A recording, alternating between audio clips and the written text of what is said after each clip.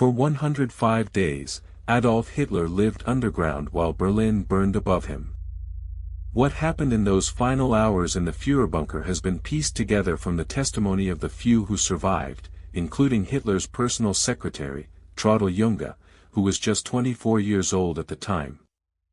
As you imagine the desperation of those trapped in the bunker, consider this: what would drive a leader to abandon all hope, and can the actions of one person truly determine the fate of a nation?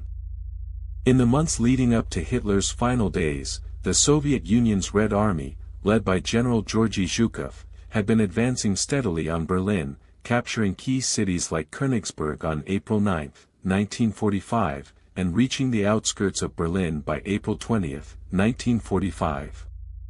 The Allies had also been making significant gains, with American forces crossing the Rhine River on March 22, 1945, and British forces advancing into northern Germany.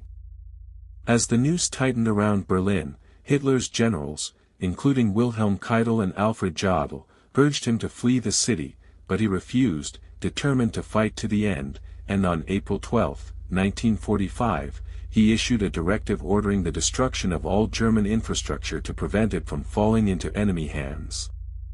You might wonder, what was the psychological state of a leader who would rather destroy his own country than surrender, and how did this mindset affect the decisions he made in those final days?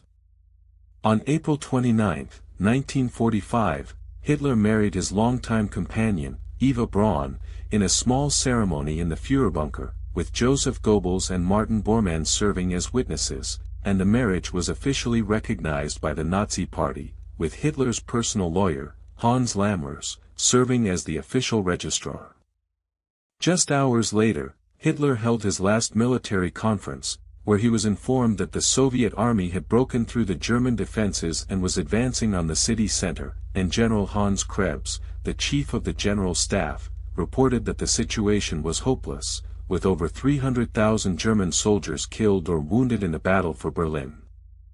As the reality of the situation set in, Hitler's mood became increasingly erratic, and on the evening of April 30, 1945, he and Eva Braun took their own lives, with Hitler shooting himself in the head and Braun taking a cyanide pill, and their bodies were then burned in the Reich Chancellery Garden, along with the bodies of Joseph and Magda Goebbels, who had also taken their own lives.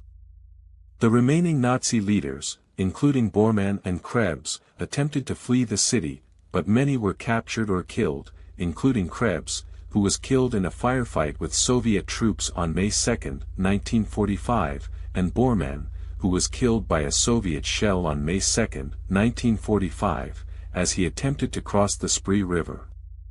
You might ask, what was the significance of the Soviet forensic investigation, led by Colonel Boris Pozdnyakov, which confirmed Hitler's death, and how did this confirmation impact the Allies' strategy, given that the investigation found Hitler's dental records and a piece of his skull, which were matched to his dental records and confirmed his identity? The aftermath of Hitler's death marked the beginning of the end of the Nazi regime, and on May 7, 1945, Germany surrendered unconditionally to the Allies, with General Alfred Jodl signing the surrender documents at the Supreme Headquarters Allied Expeditionary Force in Reims, France, and the surrender was officially announced by General Dwight D. Eisenhower, the Supreme Allied Commander. The Soviet Union, led by Joseph Stalin, played a significant role in the occupation and denazification of Germany, and the country was divided into 4 zones, controlled by the United States, Great Britain, France, and the Soviet Union, with the Soviet Union controlling the Eastern Zone, which would eventually become East Germany.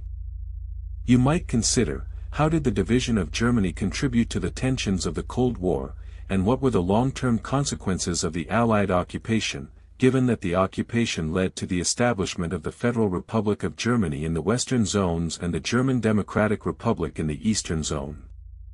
As you reflect on the events that transpired in the Führerbunker, you are left with a haunting question: what is the legacy of a leader who brought about such destruction and chaos, and how can we learn from the darker aspects of human history, given that Hitler's actions resulted in the deaths of over 6 million Jews and millions of others deemed undesirable by the Nazi regime? And the world is still grappling with the consequences of his actions today.